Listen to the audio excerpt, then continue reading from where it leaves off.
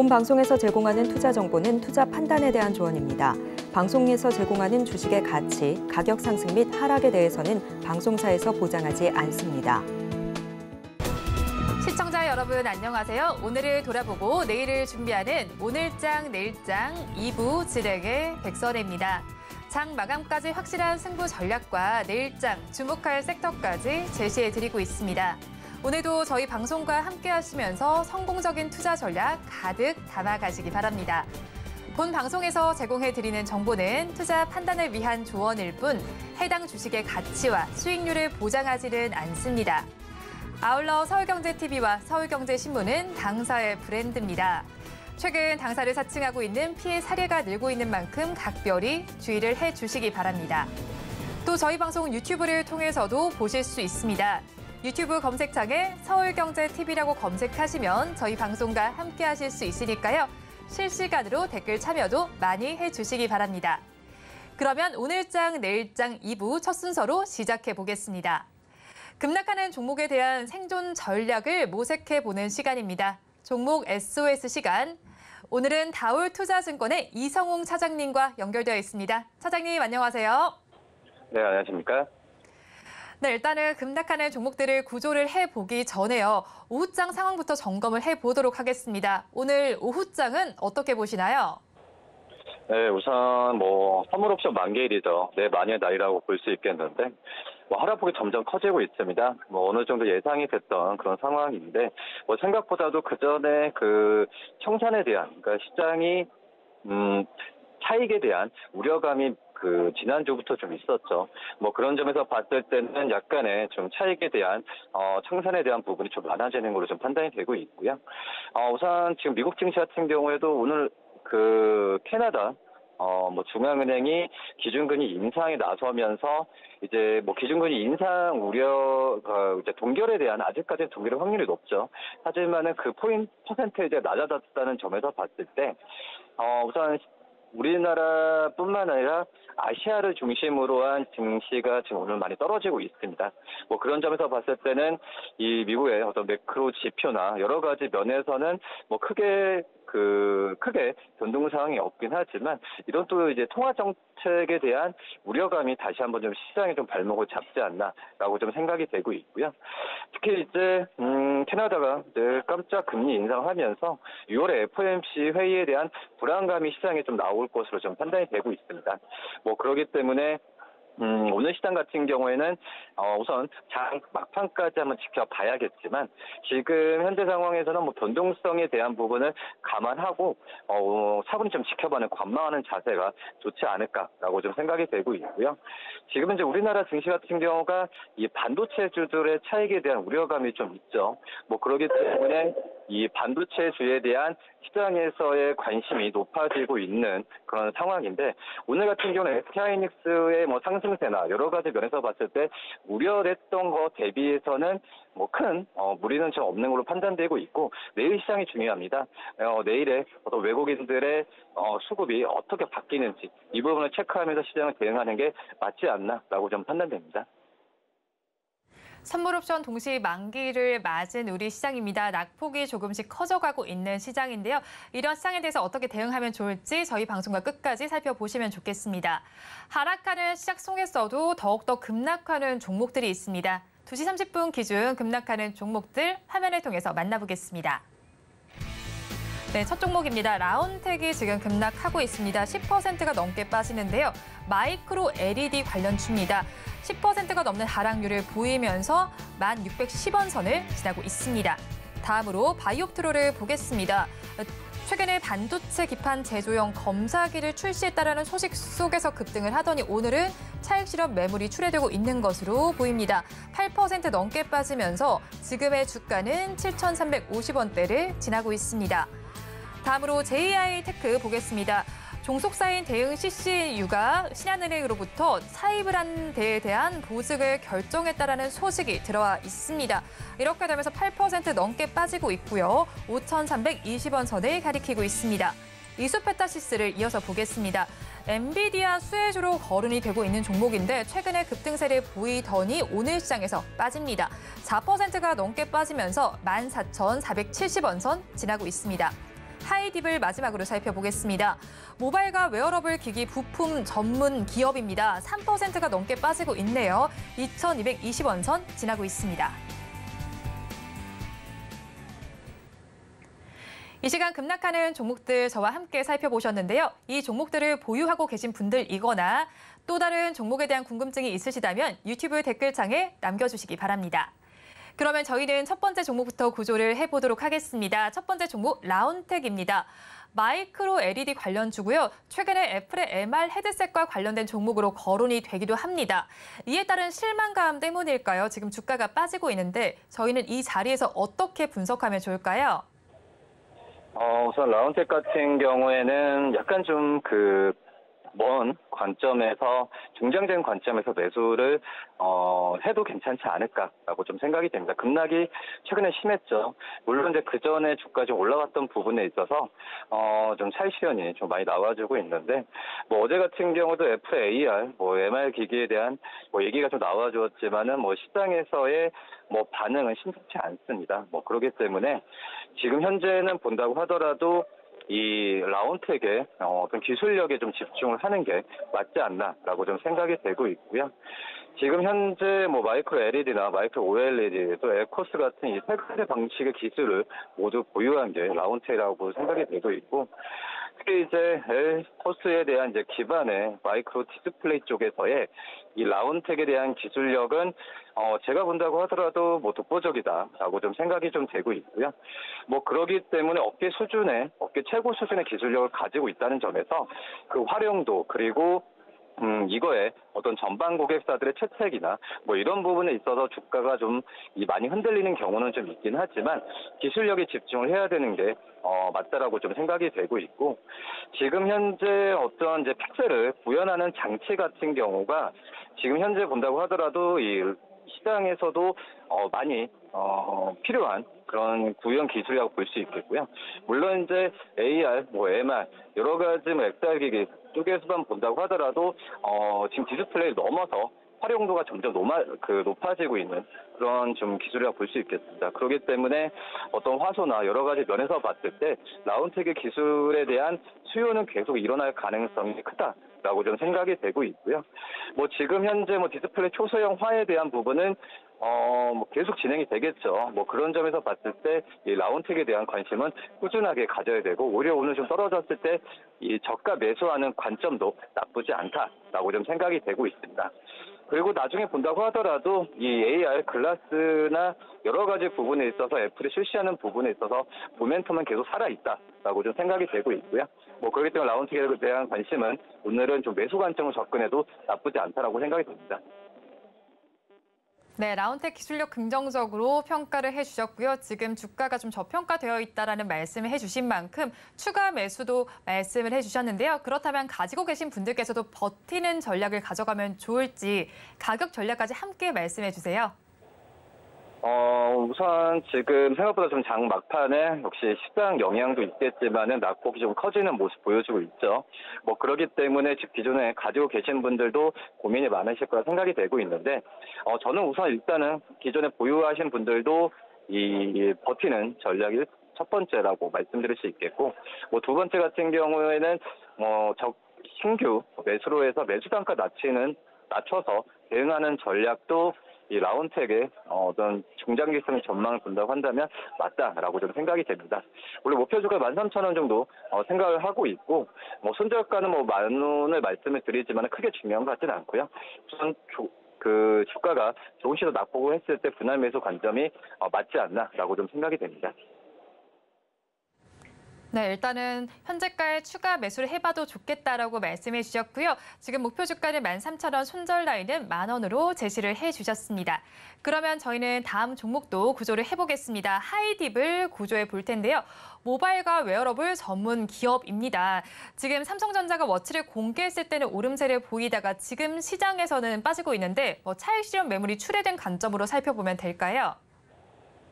네, 그렇게 생각하시면 될 것 같고 지금 현재 어떻게 보면은 이 하이딥이나 여러 가지 다른 이 터치 쪽에서의 이 기업들 같은 경우가 약간의 좀 그 시장에서의 관심이 좀 밖으로 좀 나가 있죠. 뭐 그런 점에서 본다고 한다면은 지금은 약간 쉬어가는 구간이다라고 좀 생각이 되고 있고요.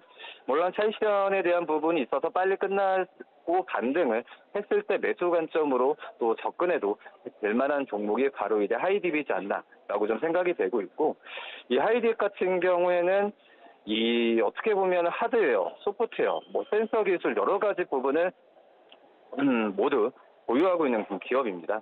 뭐 그러기 때문에 지금 작년 기준으로 본다고 하더라도 600건 넘는 어떤 이 특허를 출원하는 그런 좀 상황이라고 좀 볼 수 있겠고요. 뭐 그런 점에서 본다고 한다면 이 하이브립에 대한 기술력이나 이런 평가 부분은 굉장히 좀 좋은 쪽으로 가지 않을까라고 좀 생각이 좀 되고 있고, 이 지금 터치 솔루션 쪽만 본다고 하더라도 가장 시장에서의 그 관심이 바로 이제 노이즈죠. 이 노이즈 제거를 하는 게 이 어떻게 보면은 가장 그 관심이 높은 그런 기술력이라 볼 수 있겠는데, 이 하이딥 같은 경우에도 지금 이제 그 노이즈 제거에서는 파해 추종을 불허하는 그런 기술력을 가지고 있습니다. 그런 점에서 봤을 때는 이 하이딥에 대한 시장에서의 관심은 굉장히 높아질 가능성이 더욱더 있다라고 생각이 되고 있고요. 뭐 그리고 지금 현재 뭐 전통적으로 이제 반도체 팹리스도만 본다고 하더라도 이 여러 가지 뭐 센서 기업의 한계를 극복할 수 있는 가능성을 많이 좀 보여주는 게 바로 이제 하이딥의 좀 기술력이라고 볼 수 있겠는데, 그러니까 하이딥처럼 이렇게 토탈 솔루션을 만드는 그런 기업은 별로 없습니다. 뭐 그러기 때문에 지금 현재 이거에 대한 기술력에 대한 부분은 이 디바이스당만 본다고 하더라도 매출이 거의 뭐 5에서 10달러 수준을 가고 있기 때문에 이 하이딥에 대한 어떤 매출에 대한 구조는 계속 좋아질 가능성이 크지 않을까라고 좀 생각이 되고 있고요. 또 이제 스마트폰도 이제 점점 이제 어떤 스마트폰 시장도 약간의 좀 하향 정체가 돼 있죠. 하지만 이 폴더블 폰 같은 이 프리미엄 시장 쪽 같은 경우에는 계속 좋아지는 구조로 가고 있기 때문에 이 하이딥에 대한 이 토탈 솔루션에 대한 터치 스크린 기술은 계속 수요는 계속 증가할 가능성이 크다라고 좀 생각이 되고 있습니다. 뭐 그렇기 때문에 오늘 뭐 조정을 받았을 때는 이 계속 지켜보고 뭐 나중에 그 주가 반등했을 때는 매수 관점도 괜찮다 이렇게 말씀드리겠습니다. 네, 하이딥은 노이즈 제거 기술과 관련해서 조금 독보적인 기술력을 가지고 있고요. 그리고 주가가 하락할 때 계속해서 지켜보시라라고 말씀해 주셨는데, 그렇다면 가지고 계신 분들께서는 어떤 전략을 가져가면 좋을지 가격 전략까지 함께 제시해 주세요. 우선 지금 뭐 추가 매수는 제가 말씀드렸다시피 거래량과 함께 주가 뛰었을 때 매수하는 관점이 낫다라고 좀 생각이 되고 있고요. 기존에 가지고 계신 분들 같은 경우에는 우선 일단 보유 관점으로 좀 말씀을 드리도록 하겠고, 그리고 이제 추후에 본다고 하더라도 이 말씀드렸던 이제 프리미엄 이제 그 스마트폰이 나왔을 때의 이 출시를 앞두고 2, 3개월 전에 이 하이딥에 대한 어떤 기술에 대한 수요 부분은 북미를 통해서도 계속 일어날 가능성이 크다라고 판단되고 있습니다. 뭐 그렇기 때문에 그 시점에서는 신규 매수 관점도 괜찮지 않을까라고 판단이 되고 있고요. 1차적인 목표 주가는 2,400원 말씀드리고 손절가 2,000원 말씀드리도록 하겠습니다. 네, 하이딥 역시도 버티자라는 전략을 제시해 주셨습니다. 계속해서 지켜보시면 좋겠다라고 말씀을 해주셨고요. 목표 주가는 2,400원, 손절 라인은 2,000원으로 제시해 주셨습니다. 그러면 저희는 마지막 종목까지 구조를 해보겠습니다. 이수페타시스 구조를 해볼 텐데요. AI와 또 엔비디아 수혜주로 거론이 되고 있고요. 증권가에서도 긍정적인 리포트가 나오고 있습니다. SK증권에서는 이수페타시스는 시장 확대로 실적 개선이라는 내용의 리포트가 나와 있고, 또 삼성증권에서도 글로벌 AI가 성장되면서 핵심 고객사를 기반으로 해서 동반 성장이 기대된다는 리포트가 나와 있는데, 오늘 장에서는 빠지고 있습니다. 이 종목 저희는 어떻게 보면 좋을까요? 우선 이수페타시스 뿐만 아니라 지금 현재 뭐 지난주에 뭐 또 그렇고 2주 전까지 이 엔비디아 관련주로 묶였던 종목들이 지금 주가가 좀 많이 빠지는 상황이고요. 뭐 엔비디아라고 한다면 이제 AI 관련해서 주가가 좀 많이 올랐던 기업들이 어떤 좀 본업과 상관없이 약간의 그 유동적인 면의 상승세를 보여주었죠. 그러면서 주가가 좀 빠졌던 상황인데, 뭐 그 안에서도 이수페타시스 같은 경우가 대표적인 엔비디아 관련주로서 주가가 약간 오버슈팅을 많이 했었습니다. 하지만 오늘 같은 경우에는 주가가 이 어떤 그 실망 매물이 아니라 단순한 어떤 차익이라고 볼 수 있겠죠. 뭐 그렇기 때문에 이수페타시스의 뭐 본업을 생각한다면은 저는 이제 그 뭐 추가적인 매수 관점도 나중에는 고려해야 되지 않을까라고 좀 생각이 되고 있고요. 이 멀티레이어 보홀드 MLB 쪽에서의 전문적으로 하는 그런 기업이라고 좀 볼 수 있겠고, 지금 현재 그 기판을 본다고 했을 때 뭐 데이터 센터 서버 그리고 스위치, 라우터 같은 이 해외 고객사로의 납품을 전문적으로 하고 있습니다. 그렇기 때문에 이 엔비디아 쪽도 강한 어떤 고객사에 대한 부분이 끈끈하게 있기 때문에 이 엔비디아 관련주로서 많이 느꼈던 상황이고요. 지금 현재는 뭐 데이터 사용량도 증가하고 또 어떻게 보면은 통신 속도 상승이 모든 어떤 AI 관련 구도뿐만 아니라 이 통신 장비 그리고 통신 기업들한테도 필수적인 상황이기 때문에 이 MLB에 대한 생산 기술이 더욱더 업그레이드를 요구하고 있습니다. 그런 점에서 본다고 한다면 이수페타시스가 가장 그 기술에서 우리나라 안에서 독보적이기 때문에 이수페타시스에 대한 관심은 꾸준히 가져야 된다라고 좀 생각이 되고 있고요.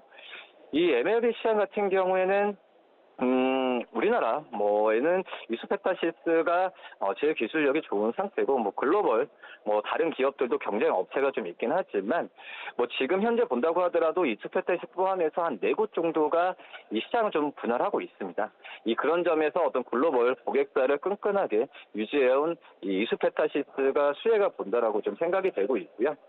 올해 같은 경우에는 이런 부분에 있어서 영업이익도 당연히 1,000억을 넘길 것으로 판단되고 있고, 물론 이제 작년 대비해서 실적이 약간의 뭐 조정을 받는다고 하더라도 어떤 제가 본다고 했을 때 뭐 판매한 뭐 금액 판매한 어떤 MLB 수주나 이런 건 변화가 없는데 약간의 좀 환율 영향이 좀 있어서 상반기 때는 좀 조정할 가능성이 있다라고 판단되고 있습니다.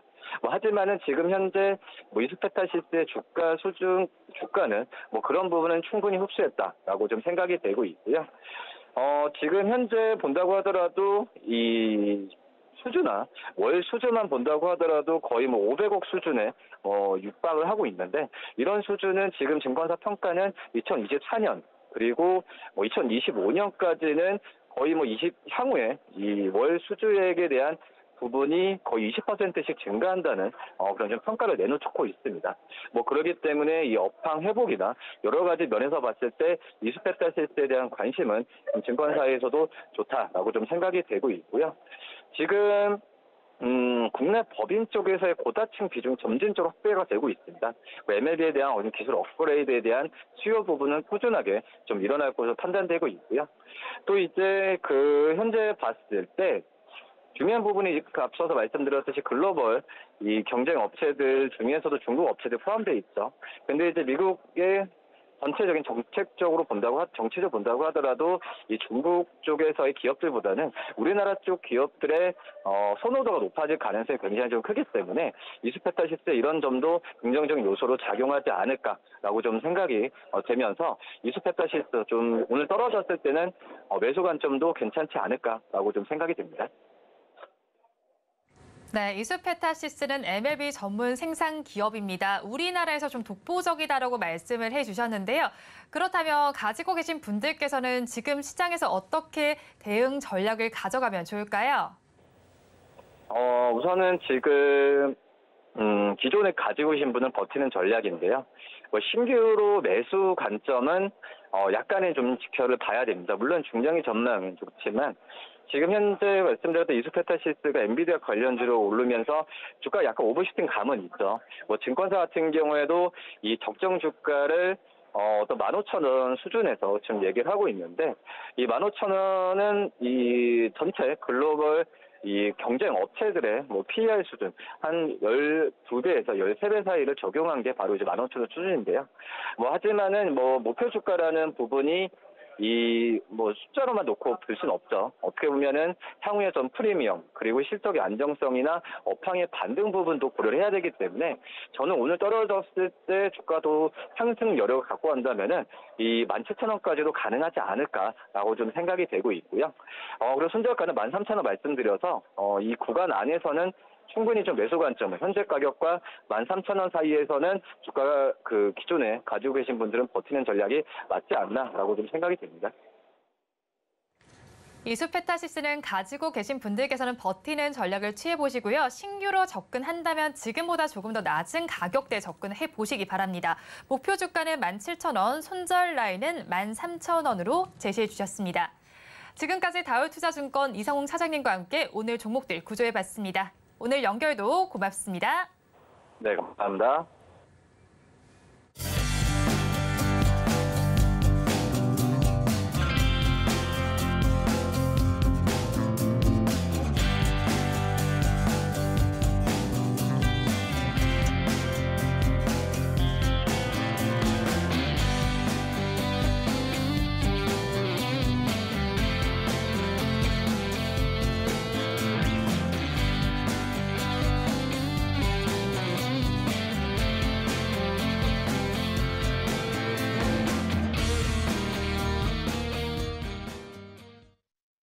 앞서서 급락주에 대한 대응 전략을 살펴봤다면 이번에는 오늘의 매매일지에 성공적인 마침표를 찍어드릴 찬스 종가 베팅 시간입니다.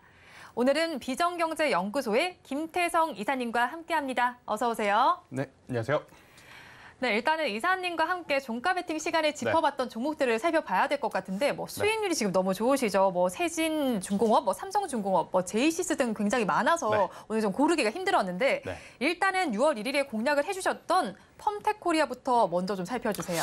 네, 오늘 이 펌텍코리아 같은 경우에는 제가 제시드렸던 가격보다 오르긴 했어요. 오르긴 했지만 만약 없으신 분들 저는 여전히 관심 있게 보셔야 된다라는 의견을 좀 드리고 싶습니다. 일단 전체적으로 지금 시장의 추가 사실은 반도체 IT가 가져갈 거냐, 아니면 2차 전지가 가져갈 거냐, 아니면 또 새로운 주도 테마가 형성이 될 것이냐. 지금 이 기로에 서 있는 상황 속에 이 화장품주 혹은 이 미용 의료기기 쪽은 최근에 여전히 좋은 모습을 보이고 있어요. 아무래도 실적 기반에 따른 추가적인 상승세가 나올 가능성이 저는 높은 섹터가 오히려 화장품, 미용 의료기기 쪽이 아닌가라는 생각이 듭니다. 그러니까 여러분들이 상식적으로 그냥 생각을 해보시는 게 좋을 것 같아요. 그러니까 어떤 것을 생각을 해봐야 되냐면 엔비디아 주가 올라갔잖아요. 왜 올라갔죠? 호실적. 그렇죠. 삼성전자, SK하이닉스는 아직 실적이 호실적이 아니에요. 그죠? 그런데 화장품주들 같은 경우에는 미국이라든지 유럽에서 판매액을 올리면서 이미 1분기 좋은 실적을 내보였어요. 그렇기 때문에 충분히 지금보다 2분기, 3분기, 4분기 오히려 반도체 IT 쪽보다 이 화장품이라든지 미용 의료기기 쪽은 더 좋은 실적을 낼 가능성이 높다라는 거죠. 대신에 기업을 잘 골라야 되는. 그러니까 LG생활건강이라든지 아모레퍼시픽처럼 중국 매출 비중이 많으면 안 될 것 같고요. 그 외의 종목군들은 저는 여전히 좀 관심 있게 보셔야 되지 않을까라는 생각이 들어서 펌텍코리아는 없으신 분들 저는 현재 구간도 굉장히 매력적으로 보셔야 되지 않을까라는 생각이 들고, 만약 지금 구간에서 공략을 하신다면 저는 24,000원, 뭐 25,000원대까지의 추가적인 상승도 충분히 노려볼 만하다라는 의견 드려보도록 하겠습니다. 네, 펌텍코리아는 지금 살펴봤을 때 지금 구간에서도 매력적이다라고 말씀해 주셨는데 화장품주는 지금 희비가 좀 교차가 되고 있습니다. 그렇다면 화장품 용기와 관련된 종목들은 저희가 어떻게 보면 될까요? 네, 일단은 화장품 쪽에서는 아무래도 이 코스메카 코리아라든지 잉글우드랩처럼 이 북미발 매출 비중이 많은 기업들이 좀 먼저 치고 올라가요. 그런데 중국 관련 기업들도 아무래도 기술적으로 반등은 나올 가능성이 높아요. 그렇기 때문에 화장품주 안에서 이 방향성을 찾기가 저는 어려우신 분들은 오히려 용기 쪽을 한번 선택을 해보시는 게 훨씬 더 좋다라는 생각이 들어서 제가 이 펌텍코리아 설명할 때 2가지 포인트를 드렸습니다. 첫 번째, 이제는 그 스틱용 많이 쓰신다 그랬잖아요. 이 스틱이 또 이 선크림. 예전에는 튜브형으로 좀 짜서 발랐다면 키어덴트가 누르고 돌리고요. 그렇죠. 요새는 돌려서 또 쓰시는 분들이 많다고 하니까 해가 뜨겁습니다. 오늘은 해가 뜨겁진 않지만 그래도 해가 뜨거울 때가 되면 또 많이 사용할 수 있는 제품들이 많아서 저는 용기 쪽은 그렇게 많지 않아요. 우리나라 시장에 상장되어 있는 기업들 중에 용기 쪽은 뭐 대표적으로 연우 그리고 펌텍코리아 이렇게 좀 뽑을 수 있을 것 같은데, 연우는 아무래도 아모레퍼시픽이라든지 LG생활건강 쪽에 좀 매출 비중이 높은, 그렇기에 펌텍코리아 쪽으로 한번 보시는 게 오히려 주가의 탄력성적인 측면은 더 이롭지 않을까라는 의견 들어보도록 하겠습니다. 네. 화장품주 자체에 지금 접근하기 힘드시다면 화장품 용기 쪽을 더 집중적으로 보시고 펌텍코리아 조금 더 관심 가져보시라라고 말씀해 주셨습니다. 그럼 두 번째 종목도 한번 분석을 해보도록 할게요. 지난달 11일에 공략을 해주셨던 세진중공업도 지금 2%대 수익률 내고 계시는데 저희 이 종목은 어떻게 보면 될까요? 일단은 한번 지옥을 경험했죠. 네, 네. 아무래도 이제 제가 말씀드리고 나서 실적이 나왔는데 실적이 생각보다는 좋지 않게 나왔어요. 하지만 이제 이 실적이 다가오는 2분기에는 충분히 좋아질 수 있는, 그러니까 2분기로 좀 몰아서 일감들이 처리가 됐기 때문에 1분기보다는 더 좋은 2분기 실적이 나올 가능성이 높다라고 생각이 들고 있고, 지금 조선업에 대해서 굉장히 많은 이야기들이 좀 나오고 있어요. 그렇죠. 정말로 좋냐? 그리고 좋다. 이렇게 좀 의견이 갈리고 있는데 저는 좋다라는 쪽에 한 표를 좀 드리고 싶습니다. 그러니까 정말로 좋냐라고 하기에는 이제는 실적이 나왔기 때문에 저는 그냥 좋다라고 지금 믿고 있고, 특히나 이 조선사 플러스 이 세진중공업 같은 경우에는 부유형 풍력 에너지 관련 부품도 만들어요. 그러니까 어떠한 고정된 틀의 풍력 에너지 타워를 설치하는 것이 아니고 네. 그냥 바다의 부표처럼 띄워놓고 거기 위에 이 풍력 에너지를 또 얻을 수 있는 설비를 설치할 수 있는 또 부품을 만드는 기업이기 때문에 최근에 보면 조선도 그렇고 신재생 에너지도 그렇고 좋은 뉴스가 많이 나오잖아요. 그렇죠. 그러니까 좋은 뉴스 많이 나오는 쪽에서 우리가 좀 선별적으로 공략을 해본다면 세진중공업도 또 하나의 키포인트가 될 수 있다라는 의견 한번 드려보도록 하겠습니다. 네, 세진중공업은 지금 살펴보면요. 사실 뭐 조선도 엮여 있지만 신재생 에너지도 엮여 있는데 사실 앞서서 이사님께서 말씀해 주신 것처럼 조선주와 관련해서 이야기가 많이 나오고 있어요. 뭐 그렇죠. 좋다라고 말씀을 해 주시긴 했는데 그렇다면 수익성 개선이 이젠 좀 시작됐다라고 봐도 될까요? 이미 시작했다라고 저는 보시는 게 맞을 것 같아요. 지금 삼성중공업 같은 경우에는 정말 오랜만에 또 말하려다 보니까 잘 네. 이야기가 안 나오는데 몇 분기 만에 거의 이제 흑자 전환을 성공을 했기 때문에 저는 조선사들은 전체적으로 지금 흑자 기조로 돌아설 수밖에 없는 현재 시점이 아닌가라는 생각이 들어요. 일단 제가 그때 당시에 조선업 설명할 때 어떤 이야기를 드렸냐면 배수주가 안 된다 그래서 공장의 규모를 줄인다거나 인력을 감축할 수가 없다라는 말씀을 드렸어요. 네. 그러니까 고정 비용이 계속해서 지출이 될 수밖에 없는. 그런데 이제 수주가 들어오니까 어때요? 그동안에 이제 지출했던 비용을 먼저 까야 되는 거죠. 회사 입장에서는. 근데 이제 그것들을 다 처리하고 나서 이제는 순수하게 영업이익이 나오는 지금 구간이 되었기 때문에 조선업 같은 경우에는 여전히 좀 보셔도 괜찮지 않을까라는 생각이 들고, 또 아마 많은 분들이 조선업 이야기 드릴 때 2007년, 2008년도와 좀 비교를 많이 들으셨을 것 같아요. 그때의 네. 사이클과 지금의 사이클을 똑같이 봐도 되느냐? 그렇죠. 라는 이야기가 좀 많으셨을 것 같은데, 뭐 시대가 바뀌었기 때문에 저는 다르게 봐야 된다 생각이 듭니다. 일단 이번에 이제 상승 사이클의 가장 주요 원인은 아무래도 이 수요가 많기 때문에 네. 수요가 이끌고 있다라는 관점에서 지금 보고 있어서 오히려 그때보다 뭐 상승 탄력도적인 측면에서는 지금이 더 좋지 않을까라는 생각 한번 말씀드려보도록 하겠고요. 뭐 주가가 많이 안 올랐어요. 네. 아무래도 이제 경기 민감주의 한 축을 담당하는 조선업이다 보니까 지수와 많이 연동이 돼서 그동안에 많이 안 올라온 만큼 저는 여전히 조선업 같은 경우에는 길게 보셔도 괜찮다라는 의견 드려보도록 하겠습니다. 네, 조선주 아무래도 지난 상승 사이클과 비교가 되고 있는데 그때보다 더 좋을 수 있을 것이다라고 말씀을 해주셨습니다. 그 이후에는 지금 수요가 더 많이 늘어날 것이다라는 점을 말씀해 주셨으니까 한번 참고를 해보시면 좋겠습니다. 그렇다면 오늘도 종가 베팅할 종목을 가져오셨을 텐데요. 키워드 힌트부터 공개를 해드리겠습니다. 넥스트 주유소라고 제시해 주셨는데요. 네. 넥스트 주유소 하니까 뭐 전기차 충전도 생각이 나고 뭐 네. 수소차 충전도 생각이 납니다. 이 중에 답이 있을까요? 당연히 있죠. 당연히 네, 있습니다. 당연히 네. 있는데 수소차는 네. 제 개인적인 생각으로 너무 멀리 갔다라는 네. 생각이 들어요. 그래서 이제 넥스트 주유소를 이렇게 말씀드리면 아마 여러분들 머릿속에는 그래요, 이제 올 것이 왔구나라는 생각이 들 것 같은데, 이 2차 전지 혹은 전기차 충전소에 네. 우리가 정말 관심을 한번 가져볼 만할 때가 되지 않았나. 그러니까 올해 1분기에 양극 지원차 너무 치고 나가다 보니까 그렇죠. 사실 다른 데로 시선을 돌릴 틈이 없었어요. 네. 왜냐하면 다른 데로 시선을 돌릴만 하면 올라가고 이제는 내려갈만 하면 또 올라가고 네. 여전히 또 어제도 좋은 모습을 좀 그러니까요. 보였었던 양극재다 보니까 그동안에 2차 전지, 전기차 하면 2차 전지, 2차 전지 하면 양극재라는 이제 시선의 틀에서 네. 우리가 조금 또 여러 가지 이제 다각도로 산업을 봐야 하지 않겠습니까? 그 기준으로 본다면 저는 이 넥스트 주유소라고 부를 수 있는 전기차 충전 인프라 쪽을 한번 보셨으면 네. 좋겠다는 의견 드리겠습니다. 네, 전기차 충전 인프라로도 시각을 좀 돌려봐야 된다고 말씀해 주셨는데 사실 뭐 지금 보시는 시청자분들께서는 양극재만큼의 시세를 또 기대하실 수도 있거든요. 맞아요. 그러면 전기차 인프라 쪽도 그렇게 시세를 분출할 수 있을 거다라고 분석을 하시나요? 아니요. 아닌가요? 네. 양극재는 너무했습니다. 너무했나요? 제가 봐도 네. 보통 이 앞으로 발전할 거에 대해서 선반영 끌어오는 것을 1년, 뭐 네. 길게는 2년, 3년까지 하는데 이번 양극재는 뭐 5년, 뭐 6년, 7년 뒤 앞으로 이제 발전할 것까지 모두 현재 차트에 녹아내는 바람에 너무 가파르게 올라온 게 이제 가장 큰 단점이 아닐까라는 생각이 네. 들어요. 그러니까 에코프로비엔 이 기업들이 좋냐 안 좋냐 그것을 떠나서 주가를 가지고 트레이딩하는 여러분들과 저의 입장에서는 이렇게 너무 가파르게 오른 기업들은 사실 트레이딩 하기에도 벅차고 그렇죠. 그리고 이미 많이 선반영됐다라는 핑계를 대면서 내릴 때는 또 하염없이 내릴 가능성이 높다라는 관점에서 보면 저는 양극재 쪽은 그렇게 올라갔으나 이 충전 인프라 쪽은 천천히 올라갈 가능성이 더 높다. 그 이유는 제가 잠시 후에 설명을 드려보도록 하겠습니다. 네, 전기차 충전소 관련해서 지금 살펴봤을 때는요.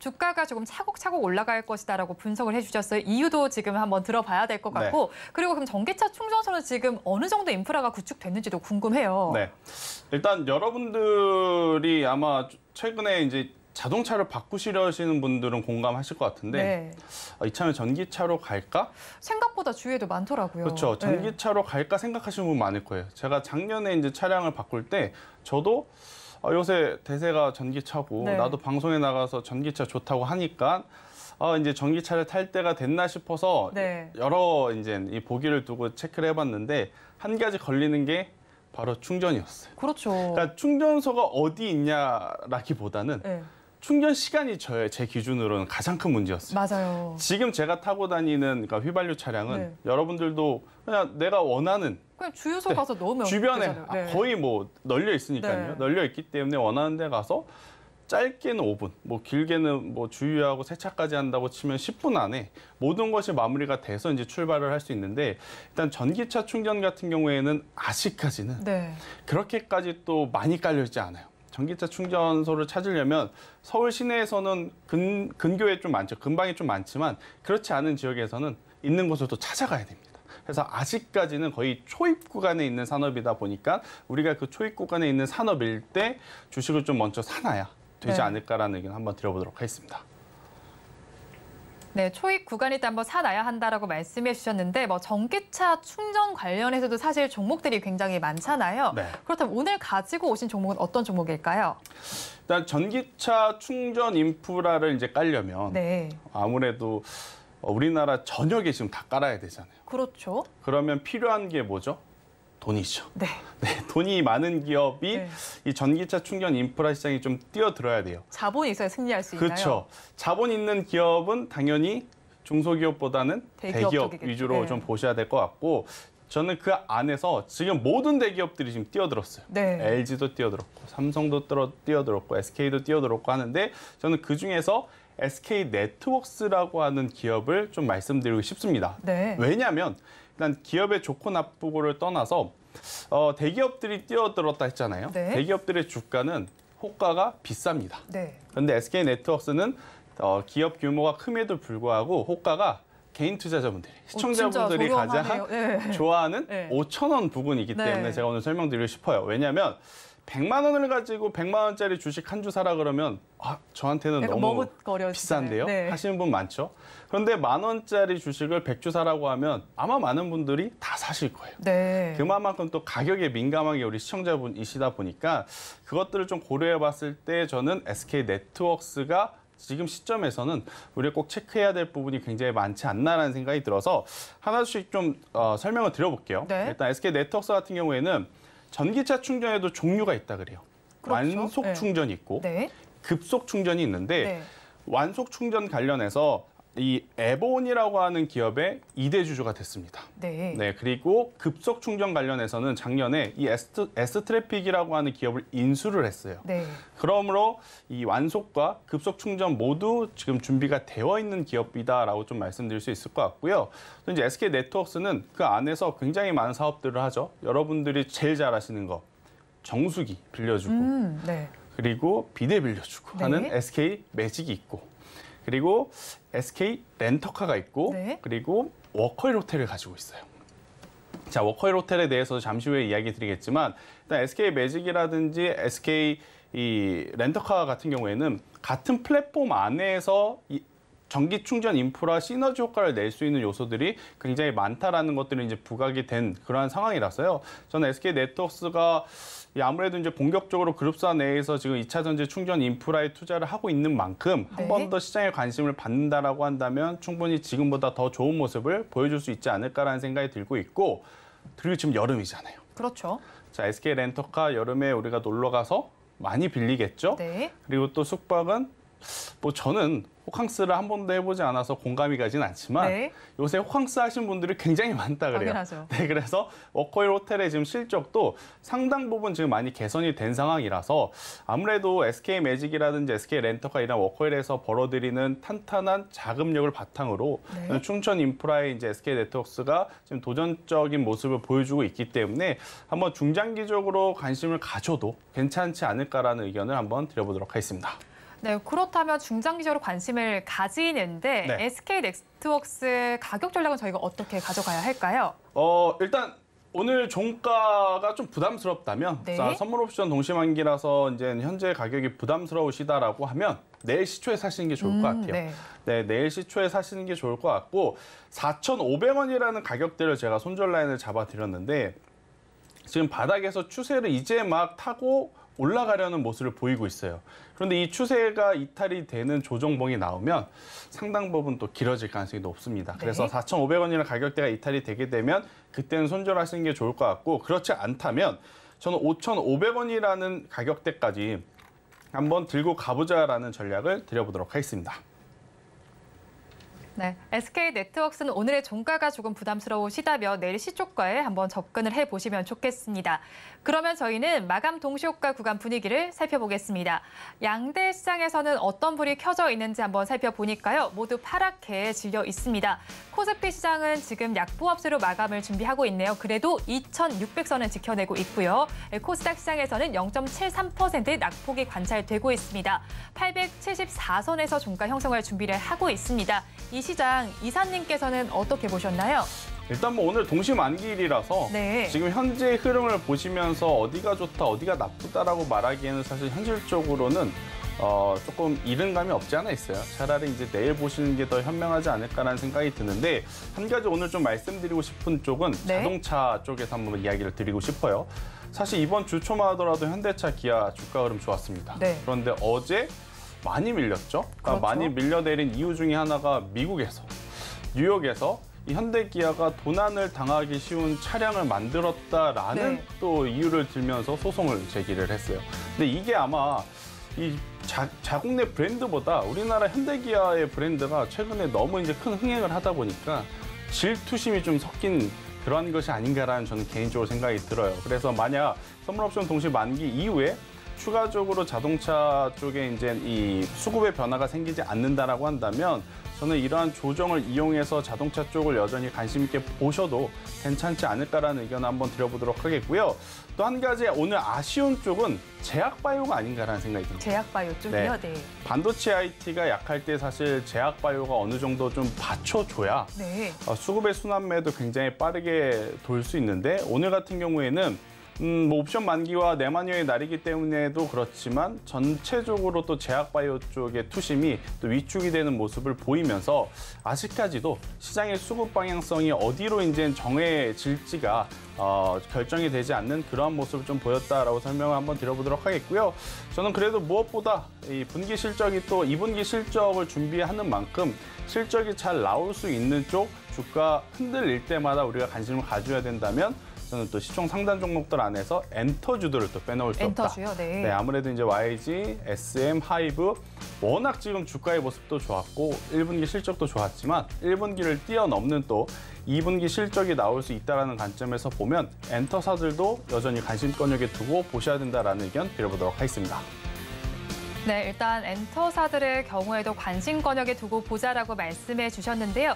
오늘 사실은 내마녀의 날을 맞은 만큼 지수 역시도 좀 흔들리고 있습니다. 2600선까지 조금 숨가쁘게 달려왔던 코스피 지수가 쉬어가고 있고요.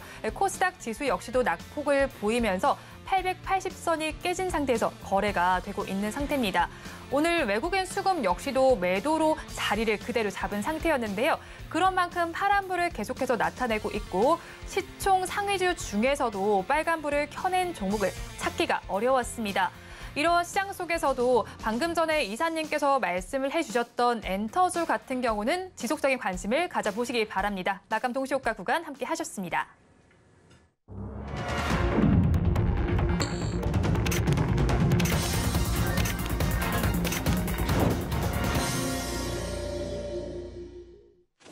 오늘장 우리 시장은 쉬어가는 장세가 펼쳐졌습니다. 그러면 저희는 내일장에 대한 전략도 살펴봐야 할 텐데요.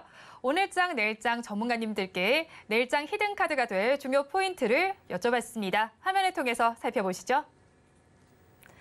네, 한번 살펴보니까요. 코스피 2600선에서 등락을 지금 거듭하고 있습니다. 내일장 어떻게 대응하면 좋을지 여쭤봤는데요. 이에 대해서 먼저 다올투자증권의 이성홍 차장님께서는 기술주 중심의 차익 매물에 우려감이 있다라고 말씀을 해주셨고요. 다음으로 지금 윤석천 경제평론가님께서는 너무 겁먹지 말자, 갈주식을 간다라고 말씀해 주셨어요. 그리고 마지막으로 루크투자연구소의 임순재 대표님께서는 6월 FOMC 전까지 관망세를 보여야 한다라고 말씀해 주셨는데 거기에 앞서서 말씀드렸던 이성홍 차장님께서는 건설기계 등 실적주 위주의 매수 전략을 취해야 된다라고 말씀을 함께 해주셨습니다. 이에 대해서 이사님의 의견은 어떠실까요? 네, 일단 다시 판을 짜야죠. 다시 짜야 되나요? 네, 옵션 네. 만기가 이제 마무리가 되었기 때문에 내일부터 외국인의 수급의 방향성이 또다시 어디로 흘러가는지 여부를 좀 체크를 하시면서 여러분들이 또 따라 붙어야 되지 않을까라는 생각이 드는데 일단 전체적으로 반도체 IT냐 2차 전지냐 너무 이제 그것에 국한된 틀을 가지고 보시기보다는 저는 여러 가지 섹터와 여러 가지 기업들을 보셔야 되지 않을까 생각이 듭니다. 일단 우리나라 코스피도 그렇고 코스닥도 그렇고 지수가 현재 구간에서 뭐 위로든 아래로든 크게 움직일 만한 재료는 아직까지는 없는 상황이에요. 그러면 네. 결국 종목별 차별화 장세가 될 가능성이 높아서 지수보다는 종목에 더 집중을 하셔야 되는 대신에 옵션 만기 이후 외국인의 수급 방향성을 따라다니시면서 종목을 보셔야 되지 않을까라는 의견을 한번 드려보도록 하겠습니다.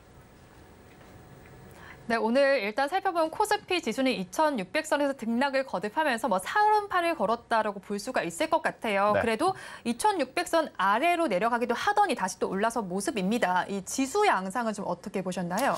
저는 사실 아마 많은 방송 매체에서 코스피 기준으로 네. 2600포인트가 뭔가 좀 있는 것처럼 이야기를 하는 것에 조금 반감을 가지는 사람이에요. 왜 반감을 뭐 가지시나요? 2600이나 2580이나 2620이나 그렇게 저는 크게 의미 없다는 생각이 듭니다. 네. 왜냐하면 이미 종목별 차별화 장세가 진행이 된 지 벌써 뭐 한 달 넘게, 2달 넘게 되었기 때문에 저는 지수보다는 결국 수급이 들어오는 종목에 더 집중을 해야 여러분들이 오히려 더 좋은 성과를 낼 수 있지 않을까라는 생각이 들어요. 왜냐하면 지금 지수는 위아래 이 낙폭이 그렇게 크지 않는 상태에서 흘러가고 있는데 지수 때문에 살 거 못 사고 네. 지수 때문에 더 가져갈 거 빨리 팔아버리고 그러면 결국 계좌에 남는 것은 수익보다는 손실일 가능성이 굉장히 높아서 저는 일단 지수가 크게 흔들리지 않는 이상 여러분들이 보고 계시는 종목에 먼저 집중을 해보시는 게 훨씬 더 좋다는 생각이 들고 제가 이제 종목별 차별화 장세라 그래서 오늘 체크해야 될 이 섹터를 좀 많이 가지고 나왔는데 네. 첫 번째는 조선. 조선. 네, 여전히 관심 있게 보셔야 된다. 왜냐하면 조선가라고 하죠. 선가가 올라갔기에 그에 따라서 이제 마진율이 굉장히 많이 남을 수밖에 없다라는 생각이 들어요. 그렇게 되었을 때는 뭐 조선 빅3, 빅4를 봐야 되느냐? 저는 그것보다 조선 기자재. 제가 방송에서 말씀드렸던 세진중공업도 이제 조선 기자재 쪽이고 네. 또 저는 같이 보셔야 되는 게 성광밴드라든지 태광이라든지 이러한 피팅류 업체들도 한번 관심권역에 두고 보셔야 된다. 왜냐하면 이 피팅류 업체는요, 조선 쪽에도 들어가기도 하지만 플랜트 사업 쪽에도 들어갑니다. 최근에 또 유가가 올라가죠. 유가와 또 연동이 돼서 움직일 수 있는 섹터이기에 이쪽을 한번 보시는 것도 좋다라는 의견 드려보도록 하겠고요. 두 번째는 미용 의료기기. 했던 이야기를 또 해드리는 거예요. 네. 왜냐하면 중요하기 때문에. 미용 의료기기 같은 경우에는 소모품이 확실한 캐시카우 역할을 해주는 것을 1분기에 우리가 다 확인을 했습니다. 그러면 당연히 2분기도 캐시카우 역할을 해주는 부분이 있기 때문에 더 좋은 실적을 낼 가능성이 높고, 뭐 루트로닉이라고 하는 기업이 해당 섹터 내에 지금 대장주로 좀 이야기 드릴 수 있을 것 같은데, 대장주가 가면 2등주, 3등주가 간다라는 것, 우리가 여태 그 수많은 섹터를 보면서 느꼈지 않습니까? 그 기준으로 저는 제이시스 메디컬 같은 기업들 여전히 관심권역에 두고 보셔야 된다, 이렇게 좀 말씀드릴 수 있을 것 같고, 일단 AI 관련해서는 저는 오늘과 내일보다는 다음 주에 한번 시선을 잘 돌려서 보셔야 된다는 생각이 들어요. 네. 왜냐하면 이 AI 혹은 이 오픈 AI의 그 대표가 왔잖아요. 네. 샘 알트만이라는 대표가 우리나라에 왔는데, 또 이 주식이라는 게 재료 노출에 따른 또 차익 물량이라는 단어가 있어요. 마법의 단어죠. 내려갈 때는 또 그런 이야기를 들면서 내려갈 가능성이 높기에, 일단은 AI 플러스 의료 이쪽을 보시더라도 저는 관심은 갖고 있으시되, 네. 트레이딩은 다음 주에 조정이 나오면 그때 하시는 게 더 좋다라는 의견 드려보도록 하겠습니다. 네, 일단 각 섹터별로 의견을 제시해 주셨는데요. 저희 지금 살펴봤을 때 오늘 종가 베팅한 섹터 중에서 리뷰해 주셨을 때요. 화장품 네. 용기와 관련된 쪽 해주셨잖아요. 네. 그런데 오늘 화장품 주 중에서 상장한 종목이 있잖아요. 마녀공장, 그쵸. 클렌징 제품으로 굉장히 유명한 회사인데 오늘 따상에 성공했습니다. 네. 이 종목 어떻게 보시면 좋을까요? 제가 없어서 네. 별 관심이 없었습니다. 이 네. 제품을 가지고 계시지 않으시는군요. 네, 생각보다 좋습니다. 그런데 네. 또 이렇게 또 올라가다 보면 개인 투자자분들이 내일 아마 이제 또 아쉬움에 네. 이것도 사볼까 하시는 분들이 많을 것 같은데, 간 종목은요 보내주자고요. 대신에 이제 덜 간 종목, 차라리 이제 펌텍코리아라든지 앞서 말씀드렸던 기업들을 트레이딩 하시는 게 여러분들의 심적으로, 여러분들의 계좌적으로 저는 더 편하지 않을까라는 의견 드려보도록 하겠습니다. 네, 지금 일단 갔던 종목은 보내주자라고 네. 말씀을 해주셨습니다. 그런 상황 속에서 또 오늘 우크라이나에서 대붕괴 소식이 전해졌습니다. 그렇게 되면서 에그플레이션 우려가 재점화가 되고 있는 상황인데 지금 피해도 굉장히 커지고 있다라고 하죠. 네. 그렇다면 곡물주는 저희가 지금 이 시점에서 어떻게 바라봐야 할까요? 일단은 곡물 비료 사료 이쪽을요, 저도 되게 고민을 좀 많이 했어요. 네. 우크라이나 쪽에서는 댐이 하나 터졌고, 러시아 쪽에서는 또 암모니아가 흘러가는 파이프가 하나 터지다 보니까 일단 저는 주고받았다라고 네. 생각이 들어요. 근데 이 긴장감은 지속 이어질 가능성이 높은데, 희한하게 아직까지도 곡물 관련한 선물 지수가 크게 막 움직이진 않는 것 같아요. 그래서 이 곡물 관련주들은 곡물 관련한 이 선물 지수가 먼저 움직이고 나서 따라 붙어도 저는 늦지 않는다라는 생각이 들고, 대신에 제가 그 섹터 내에서 관심 있게 보는 종목이 하나가 있는데, 팜스토리라고 하는 종목을 좀 관심 있게 보고 있어요. 네. 비료, 사료, 이러한 배합 곡물을 이제 생산하는 기업인과 동시에 이쪽 기업이 하는 일이 돼지라든지 이러한 소라든지 또 육계 쪽 관련한 일을 해요. 근데 네. 이제 이것을 왜 제가 긍정적으로 보냐면, 우리나라 아프리카 돼지열병 있었죠. 그렇죠. 그리고 또 소 구제역 있었죠. 네. 그런데 또 아시아에서 발생한 아프리카 돼지열병이 지금 유럽으로 또 넘어간 상황이다라 그래요. 그렇게 된다라고 하면 아무래도 육계 돈과 이쪽의 가격이 올라가게 되면 이 팜스토리 같은 기업의 주가도 한 번 더 저는 올라갈 수 있지 않을까.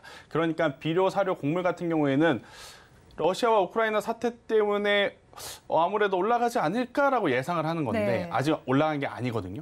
그런데 지금 돼지 가격이라든지 소의 가격은 올라갔습니다. 그렇죠. 그러면 우리가 따라가야 하는 쪽은 아무래도 올라가는 것 같은데 라기보다는 올라가는 쪽이기 때문에 저는 팜스토리 같은 기업은 현재 구간에서도 괜찮다라는 의견 한번 드려보도록 하겠습니다.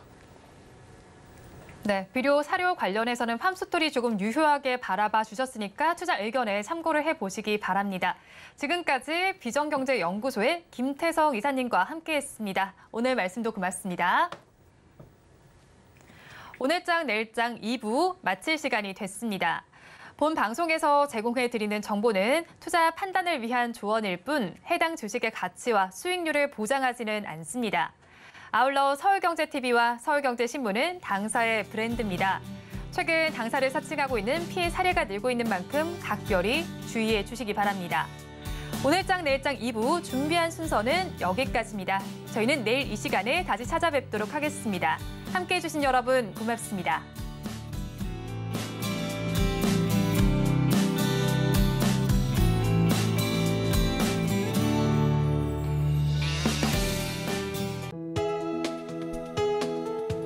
본 방송에서 제공하는 투자 정보는 투자 판단에 대한 조언입니다. 방송에서 제공하는 주식의 가치, 가격 상승 및 하락에 대해서는 방송사에서 보장하지 않습니다.